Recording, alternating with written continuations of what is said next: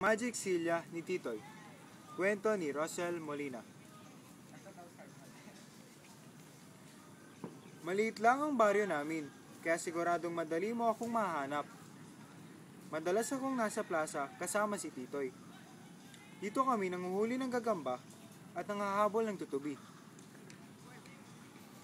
Pag dumaan ka, ipakikilala kita kay Titoy. Mabait siya, palabiro, at makulit kagaya ko. Pambihira ang tawa niya. Kala mo pabo. At alam mo ba, mayroon siyang magic silya? Pexman, magic talaga. Merong 2 gulong na di nabubutas, kahit idaan pa sa batong matalas. Di kailangan ng gasolina. Konting tulak lang, aandar na. Makulay ang upuan nito at kumikinang. Ang gara. Minsan, sasakay lang kaming dalawa sa Magic Silya at bigla itong nagiging kotse. Vroom! Vroom! Tabi kayo! Tabi kayo! Hiyaw namin habang nakataas ang mga kamay. Minsan, nagiging eroplano ito. Eng! Eng! Ang sarap lumipad! At walang biro, nagiging trend pa ito. Toot toot! Magic talaga. Hep hep hep. Saan na naman ang punta nyo ha? Ang laging habol ni nanay pag patakbo na ako sa labas. Diyan lang po kasama ni Titoy. Ang lagi ko namang sagot. Saang dyan? Sa may buwan po. Sabi ni Titoy mula sa labas sabay tawa na parang papo. Di alam ni nanay, pag nakasakay kami sa Magic Silya ni Titoy, kung saan-saan kami nakakarating.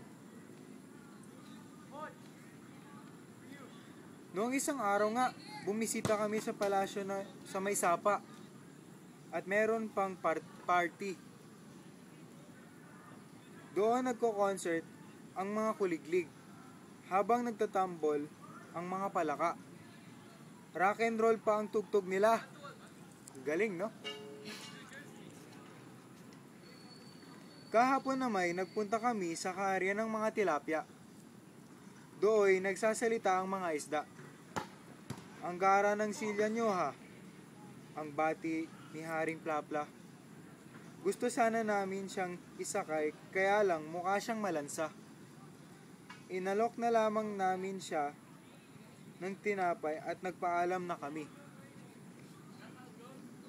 Marami na kaming napuntahan ni Titoy, sakay ng kanyang Magic Silya. Mga kuwebang makukulay, mga mansyon sa gitna ng gubat, at sari-saring lugar na kakaiba. Bibilib ka! Sayang nga at kami lang nakapamamasyal. Yung mga ibang bata kasi ayaw makipaglaro. Umiiwas sila kay Titoy tuwing dumadaan siya. Nahihiya ata. Pag nasa plaza sila, di nila niyayaya si Titoy magbasketball. Di nila napansin ang kotse pag umaarangkada. Di rin nila rinig ang eroplano at tren. Tanging nakikita nila ay ang anyo ni Titoy. Wala kasi siyang binti. Ipinanganak si Titoy na di tulad ng ibang bata, sabi ni nanay sa akin. Kaya para makaparoot pa rito siya, kailangan niya ng wheelchair. Oo nga pala, wheelchair daw ang tawag sa Magic Silya ni Titoy. Pero bukod doon, dugtong ni nanay, hindi siya kaiba sa inyo, di ba? Tara na! Hiyaw ni Titoy mula sa labas. Hinihintay na tayo ng prinsesa sa may palayan. May bago na naman kaming pupuntahan. Si Titoy talaga, kahit walang binti, kung saan-saan nakakarating. Balang araw, makabibisita rin ang ibang mga bata kay Haring Plapla. Maririnig din nila ang tugtugan sa sapa. Balang araw ay makikita nilang walang ipinag-iba si Titoy sa kanila at mahanap din nila ang aking nakita, isang kaibigan. Vroom! Vroom! Tabi kayo! Tabi! Eng! Eng! Tut tut! Dumaan ka sa plaza. Dito mo kami makikita. Nanguhuli ng gagamba. Nakikipaghabulan sa tutubi. Nakasakay sa Magic Silya.